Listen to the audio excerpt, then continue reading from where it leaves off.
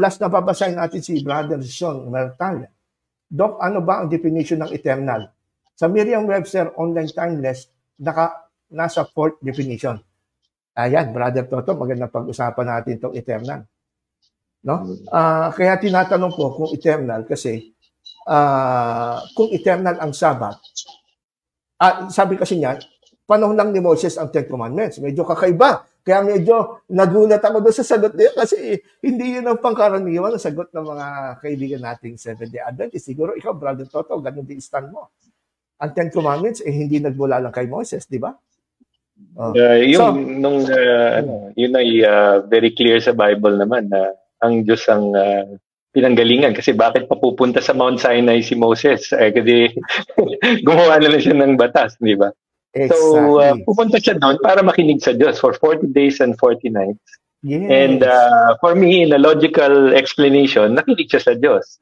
At malinaw naman na, yun nga, binigay na ang source ng command ni God, is si God.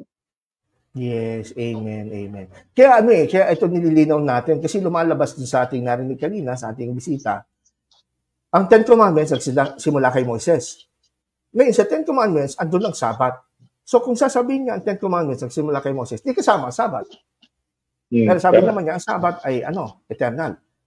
Tatanong ko sana, Brother Toto, usually itong tinatanong ko, doon sa mga kaibigan natin Adventist na nagsasabi, ang Sabbath ay eternal. Ang susunod kong tatanong, kung eternal ang Sabbath, bakit sinabi ni Jesus, the Sabbath was made for man? Okay. Pag eternal kasi, wala pang tao yon. Ay, oo nga, no? Wala pang tao eh. Kung ang Sabbath ay eternal, wala pang tao, ba't sabi ni Jesus, ang Sabbath ay ginawa para sa tao?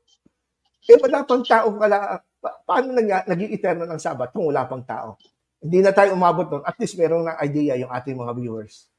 No? Pala-isipan nyo na lang po yan para pag-isipan nyo. Kaya tama yung definition na Brother Sean Martalia. Timeless, eternal. No po? Eternal. So, like sa ating mga presentation, hindi eternal ang Sabbath.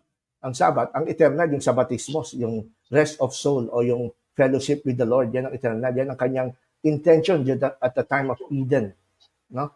At saka, naniniwala tayo na hindi greatest commandment ang Ten Commandments.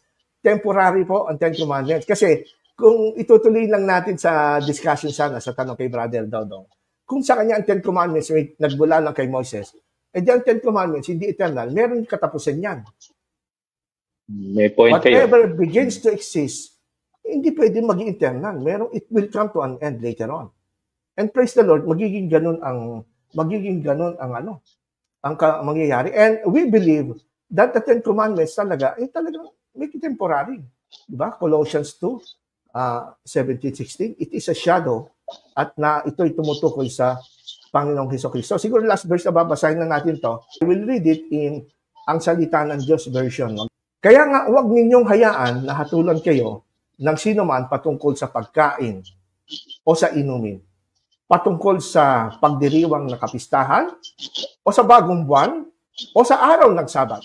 Kung mapapansin natin yung hierarchy dito. Feast, yearly yan, yearly, kapistahan. Bagong buwan, monthly, kasama, at yung araw ng Sabat. No? Siyempre, kasama na din yung weekly Sabbath na 7th day. Bakit sinabi na wag na tayong hatulan dito tungkol sa Sabbath? At lahat ng mga kautusan sa Old Testament, hindi lang yung tinatawag na seremonya, pati Ten Commandments, including the Sabbath. Sapagkat ang mga ito ay isang anino lamang na mga bagay na darating. Ngunit ang katunayan ay si Kristo. So, ibig sabihin pala, Brother Toto, yung Sabbath na nasa Ten Commandments, kasama ang Ten Commandments, kasama yun sa mga alituntunin, anino tawag dyan. Anino.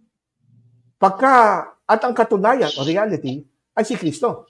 At praise the Lord, si Jesus Christ ay naparito na noon, 2,000 years ago.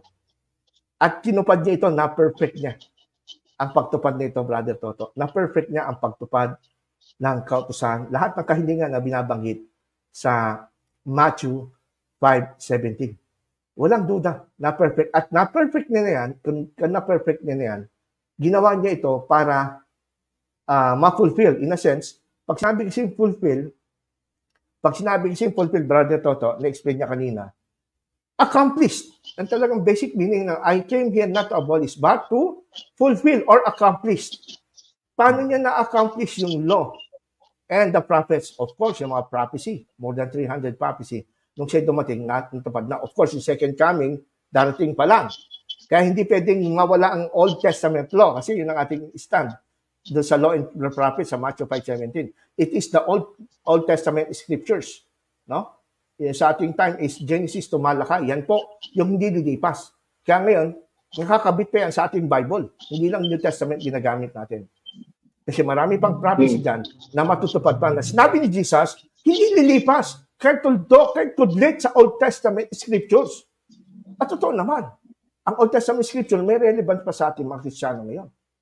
Kaya lang, yung mga Ten Commandments, yung mga laws na binasa natin sa Colossians, anino, wala na yan. Kasama mo po yung Sabbath ng Ten Commandments. Siyempre, alam nga naman yung ika-4th commandment lang lumipas, di magiging siyam ang utos. Of course, hindi ganon. So, therefore, kasama na lahat yan.